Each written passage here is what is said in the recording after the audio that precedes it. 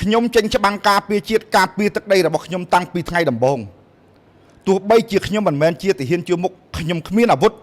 ប៉ុន្តែខ្ញុំមានបណ្ដាញសង្គមខ្ញុំមានទូរស័ព្ទខ្ញុំវាយក្បាលពួកឈ្លានពាន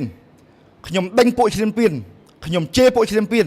ខ្ញុំវាយក្បាលពួកប្រឆាំងអត់ប្រយោជន៍មួយចំនួនដើម្បីការពារជាតិរបស់ខ្ញុំការពារពួកឈ្លានពានការពារអ្នកដណ្ដើមទឹកដីខ្មែរសួរថាបុគ្គលមួយចំនួនធ្វើបានអត់អ្នកខ្លះខមមិនមកខ្ញុំជេរអាក្រក់ណាស់សម្ដីដូចជនពៀលមើលទៅដូចតែចេះដឹងណាតែអ្នកឯងធ្វើបានដូចខ្ញុំអត់ខ្ញុំដើរជេរនរណាគេទេខ្ញុំជេរតែពួកប្រឆាំងអត់ប្រយោជន៍ណាពួកផ្កាប់មុខខ្ញុំវាយតែពួកឈ្លានពានខ្ញុំវាយតែជនជាតិណាដែលឈ្លានពានទឹកដីខ្មែរអ្នកណាគេដែលបំពេញលើខ្មែរអ្នកណាដែលចង់បានទឹកដីខ្មែរអ្នកណាដែលសម្លាប់ខ្មែរពួកប្រឆាំងមួយចំនួនធំដែលគេមាននិន្នាការប្រឆាំងគេដាក់អាវុធចោលហើយណាអាវុធបណ្ដាញសង្គមមកគេហ្នឹងគេដាក់ចោលហើយទោះបីជាគេមិនគ្រប់គ្រងរដ្ឋាភិបាលប៉ុន្តែក៏គេស្របជាមួយនឹងអ្វីដែលការពារជាតិដែរនៅសល់តែបុគ្គលប្រឆាំងមួយចំនួនដែលខ្ញុំជេរឌីរហៃនេះដែលម្នាក់ថាខ្ញុំមាត់ពីលជេរស្រីខ្ញុំជេរវាខុសដែរខ្ញុំជេរសណ្ដានវាខុសដែរមែន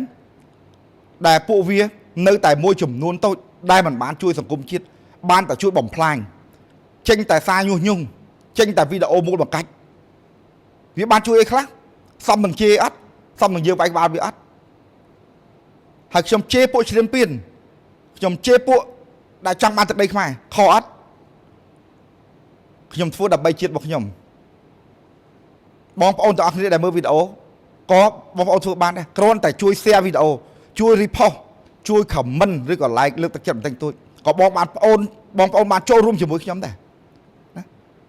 កុំឲ្យដូចបុគ្គលអត់ប្រយោជន៍មួយចំនួនបានត្រឹមតែមាត់មានទូរស័ព្ទកាន់ដៃគេដែរមិនបានជួយអីហើយ